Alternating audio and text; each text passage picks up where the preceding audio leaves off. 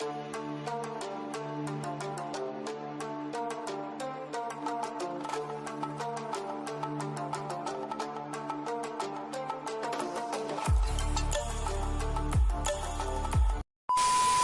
aluno, tudo bem com vocês? Professor Vinícius aqui trazendo mais uma aula de ciências.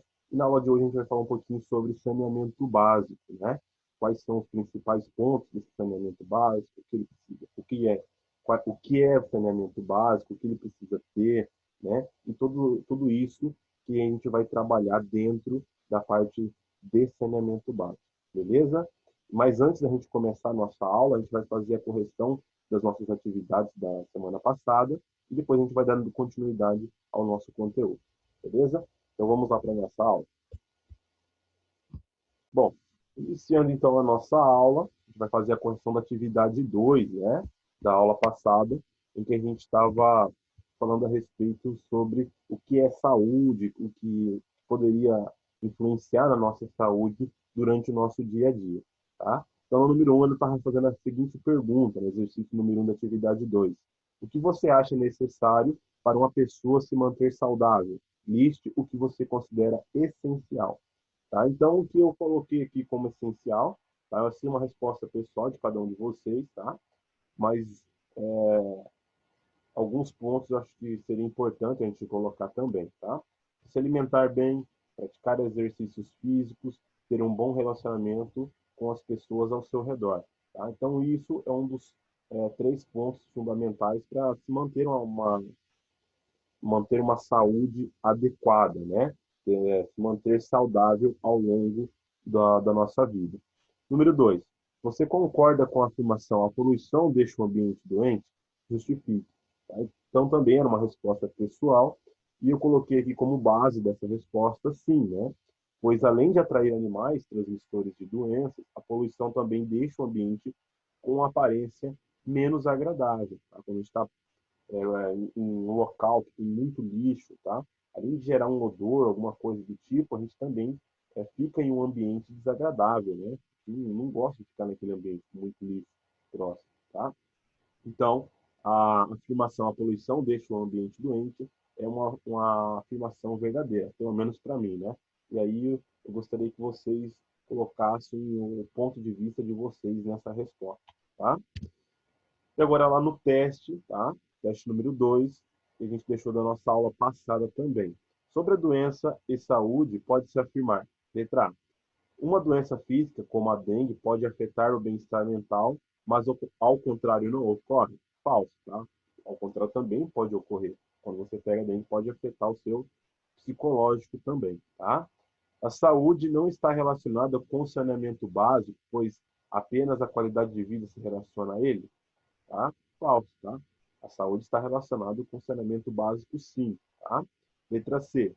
Apenas a ausência de doenças físicas e doenças mentais pressupõe a existência de saúde? Não, tá?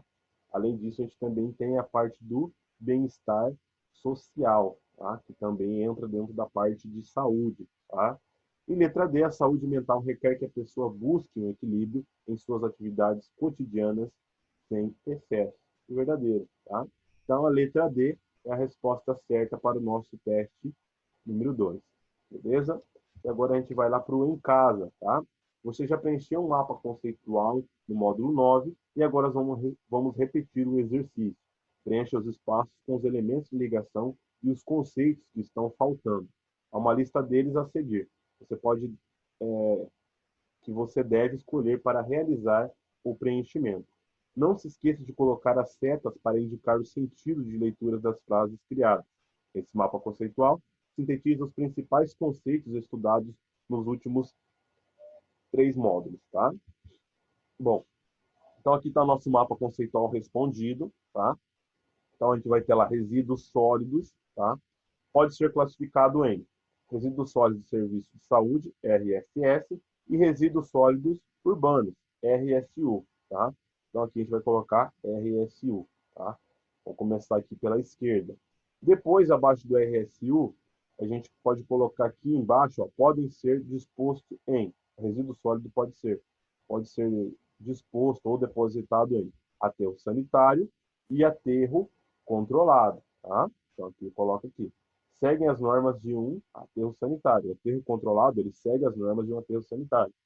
E também através da incineração, tá? E aí, a incineração a gente pode ligar com quem? Os resíduos de serviço de saúde, RSS, tá? Para a gente fazer o descarte dos resíduos de serviço de saúde, a gente faz o quê? Incineração. Então, a gente coloca aqui, ó, processa os serviços de saúde. Então, a incineração processa os serviços de saúde, tá? Depois, a gente vai ter aqui, ó, pode ser disposto em os resíduos sólidos pode ser disposto em lixão, produz muito chorume, tá? Pode ser disposto em compostagem, produz o quê? Adubo, tá? E pode ser disposto em reciclagem, tá? É mais eficiente quando se dispõe da coleta seletiva, tá? Então, sempre seguindo a flechinha. Depois, ó, a gente vai ter resíduos sólidos e uma outra flecha aqui para baixo. É composto de. Aí a gente vai colocar vidro, acho que a apostila já traz para a gente o vidro. Aqui embaixo vai ter metal, tá? Papel e papelão, plástico, tá? E material orgânico, tá? A gente vai colocar aqui, ó, matéria orgânica aqui embaixo. É utilizada na.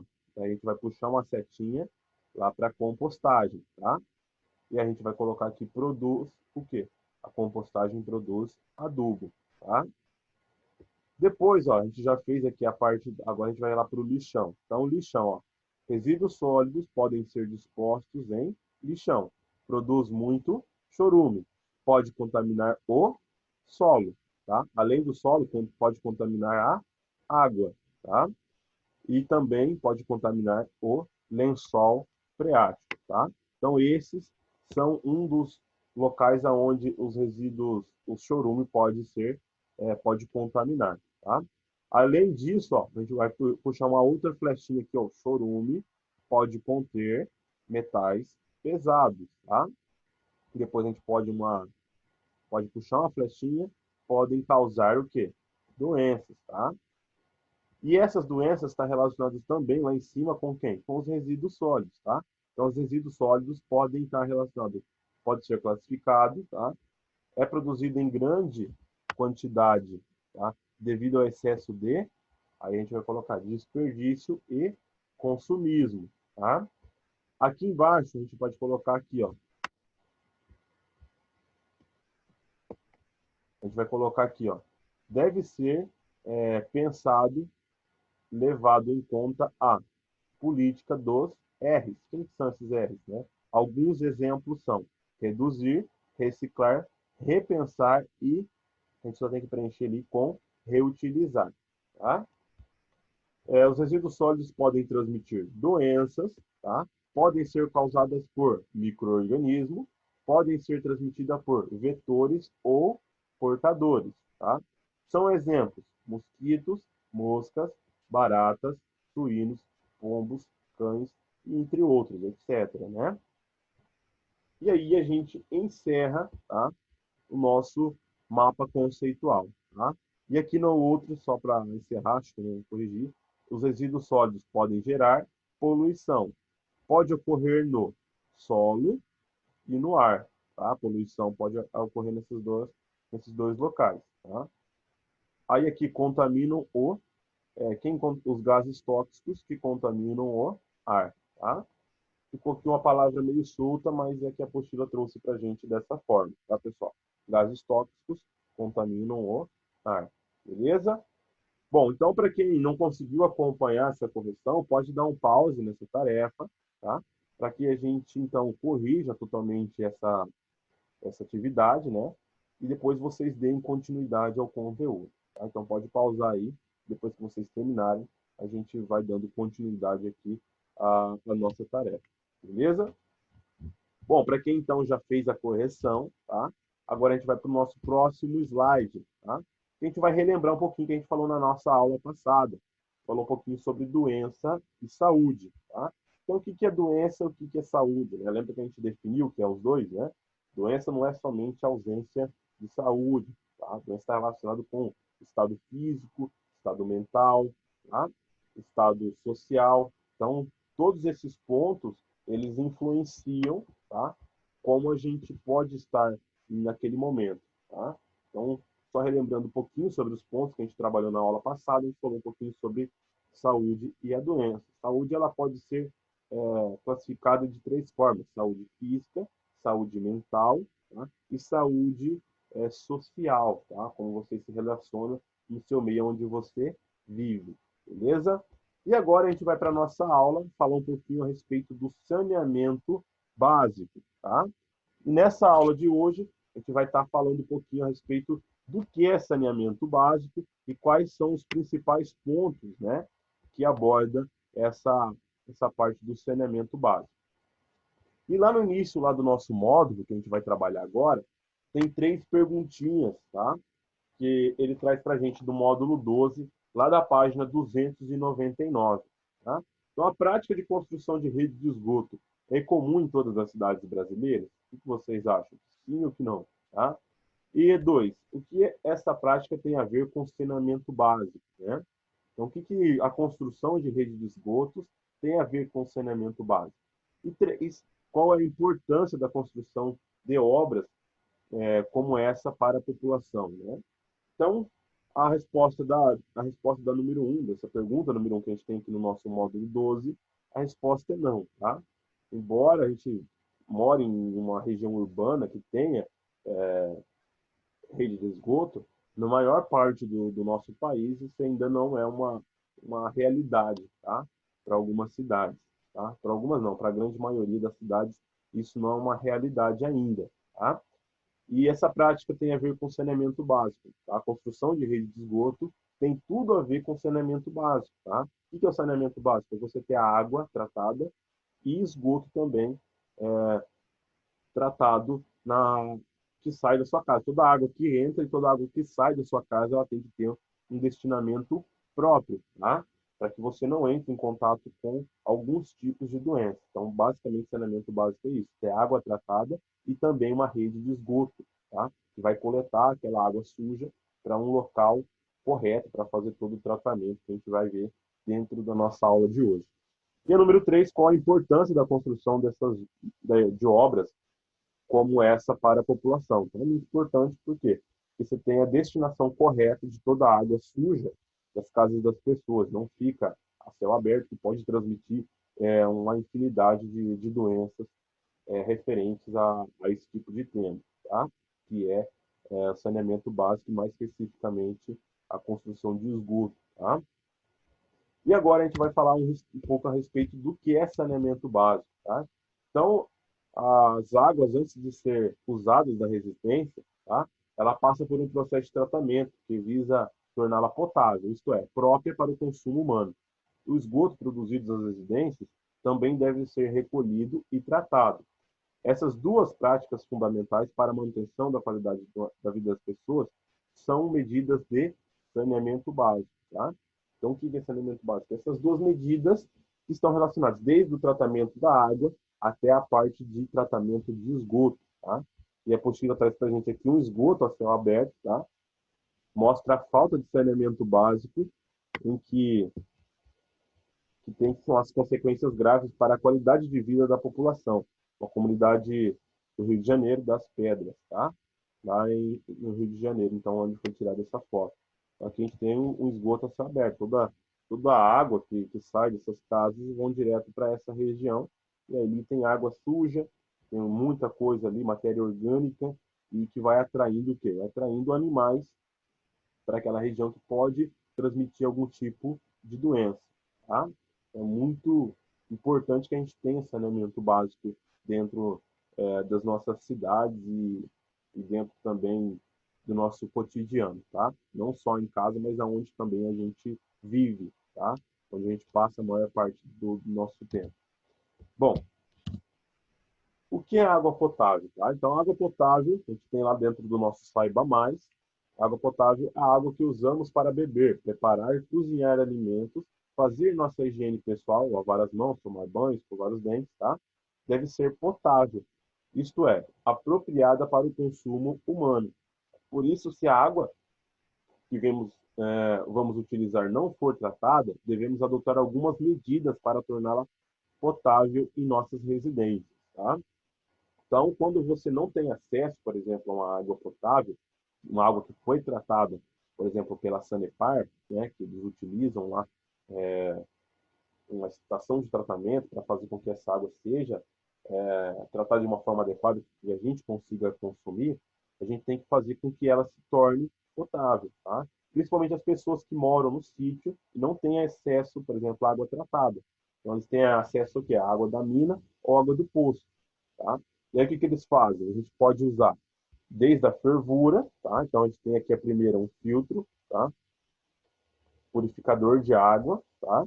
Depois a gente tem a fervura da água, que já auxilia fazer com que essa água se torne potável, tá? Isso contra micro-organismos e não contra algum tipo de metal pesado, algo do tipo. E a gente tem os filtros de barro, que também são muito eficazes na purificação da água, tá? Então, esses três métodos são os métodos que a gente pode utilizar para purificar a água, para deixar ela de uma forma potável para a gente utilizar, tá? Bom, tratamento de água, né? Como que isso ocorre? Então, como que a gente faz o tratamento da água? Então, a água ela pode ser captada para sua utilização diretamente de rios, lagos, represas, né? Mananciais superficiais, ou por meio de poços que atingem os depósitos subterrâneos de água, tá? Como os lençóis freáticos, mananciais subterrâneos, tá? Que estão embaixo da terra. Uma vez captada, essa água geralmente é levada às estações de tratamento, ETAs, tá? E onde passam por uma série de etapas que vão torná-la potável. Então, ela é captada em rios, tá? Aqui da nossa cidade de Apucarana, a gente faz a captação do rio Caviúna, tá? Então, tem uma estação de tratamento da Sanepar que faz a captação dessa água e também faz o tratamento dela, tá? Que a gente vai ver aqui na nossa aula como que isso ocorre, tá? E o que é manancial, então, professor? Mananciais, né, são locais onde preservam a vegetação nativa à sua volta, tá? Uma região onde tem uma grande concentração de água, tá? Ou campos que podem existir em suas margens.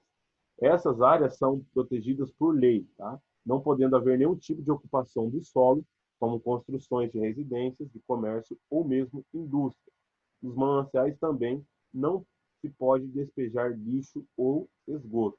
Infelizmente, não é bem isso que acontece, né? Muitos mananciais, principalmente os das grandes cidades, são ocupados por famílias sem ter onde morar, acabam construindo suas casas na região, surgindo em seguida o comércio, o esgoto e o lixo dessas residências acabam sendo despejados nas águas dos mananciais, poluindo-os. Tá?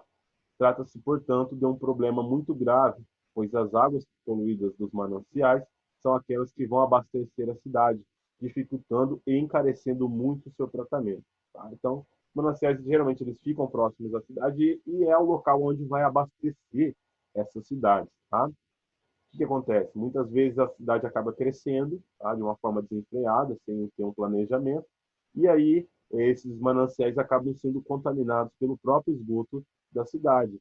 Isso vai fazer com que o que ocorra? Ocorra, então, com que essa água, para ser tratada, ela acaba se tornando muito cara. Tá? Então, o gasto para tratar ela acaba se tornando mais caro e quem tem que custear são as pessoas que estão pagando por aquele serviço. Tá? Por isso que é muito importante a gente preservar esses mananciais.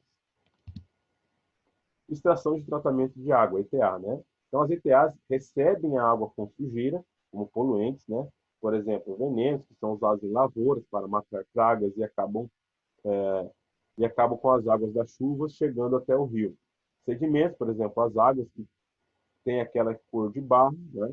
Na verdade, são águas que possuem um pouco de argila e areia, trazida pelos rios, e micro-organismos que podem causar doenças. Então, a água ela chega ali sem nenhum tipo de tratamento. Ela chega com areia, com argila, pode chegar com veneno, se tiver algum tipo de lavoura próxima a ela, tá?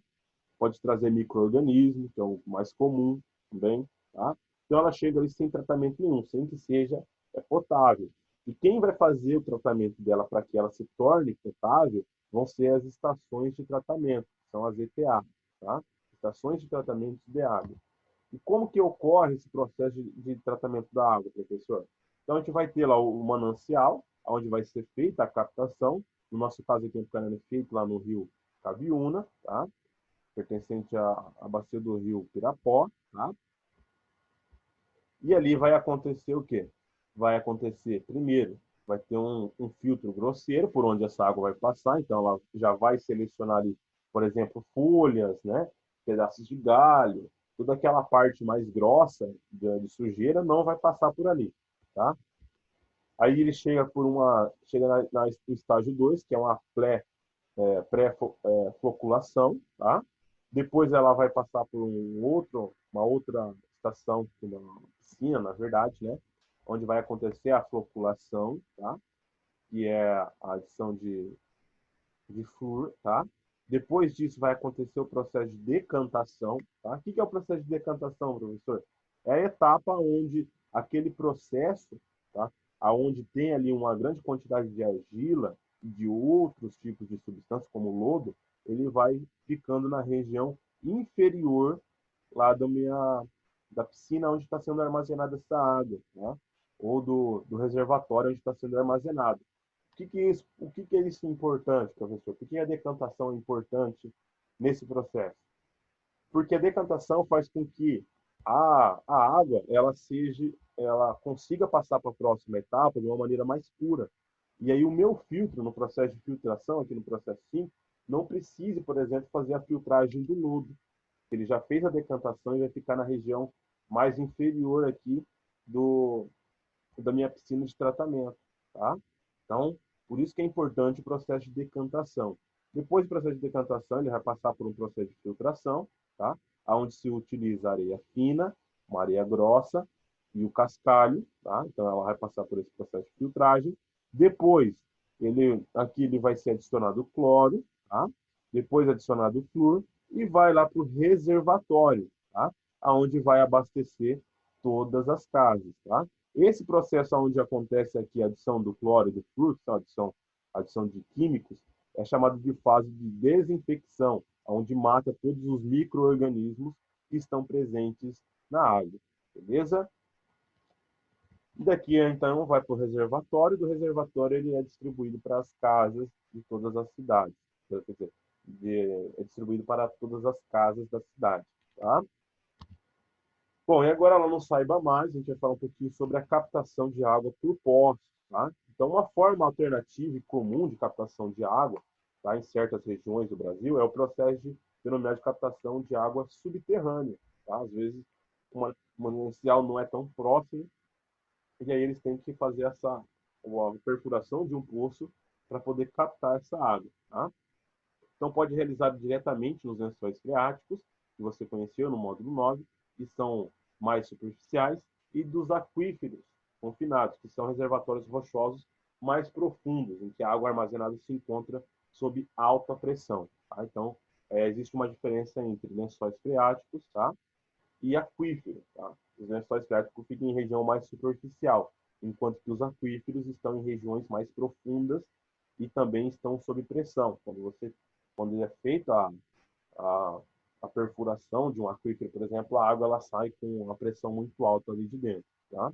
Então, para fazer a captação da água em lençóis freáticos, abre-se um poço que pode ter a profundidade geralmente de 5 a 20 metros. Tá? Esses poços são revestidos por tijolos ou anéis de concreto na sua parte superior do poço. Deve haver uma mureta de proteção e a abertura do poço pode ser coberta por uma tampa ou telhado. Para a água do poço ser utilizada, ela deve ser testada e sua qualidade deve ser verificada. Tá? Caso esteja dentro dos padrões aceitáveis de potabilidade, livre de impurezas e micro-organismos patogênicos, por exemplo, poderá ser consumida diretamente. Caso contrário, precisará passar por um processo de tratamento. Tá? Então, nesse caso, se ela for uma água pura, não tiver nenhum tipo de contaminação por algum tipo de micro-organismo ou de substância química, ela já pode ser consumida diretamente. Tá? Que é o caso das águas que são produzidas, água mineral, por exemplo, lá da garrafinha. Eles não fazem nenhum tipo de tratamento. Se ela for mineral de verdade, ela é captada diretamente da fonte e envasada. Tá?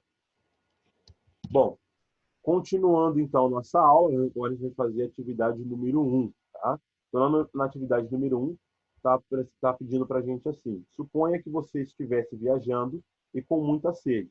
parasse em um vilarejo aonde lhe oferecesse água proveniente de um poço. Se você soubesse essa água, se você bebesse essa água, quais riscos poderiam estar correndo? Tá? Então, eu quero que vocês respondam essa pergunta para mim. Tá? 2. Percorra o labirinto a seguir, compondo o caminho da água, que percorre desde o início, onde entra suja, até onde sai potável. Você deverá passar pelas casas que contêm trechos de uma frase. Tá? Depois deverá usar esses trechos para construir a frase que descreve o caminho da água. Escreva nas linhas abaixo. Tá? Então, é um exercício da apostila. Tá? Não consegui passar aqui para o slide, mas vocês vão ver esse exercício lá na página 304 da apostila de vocês. Tá? Então, tá lá. E é um exercício bem bacana, bem intuitivo, que dá para a gente brincar com as gotas d'água para ela chegar até lá na parte final, beleza? E depois eu quero que vocês montem a frase que cada gota daquela montou ao final, ao final do labirinto, tá? Teste número 1, né? Leia a tirinha ao lado. Então, a gente vai ter uma tirinha, tá? Nesse teste número 1.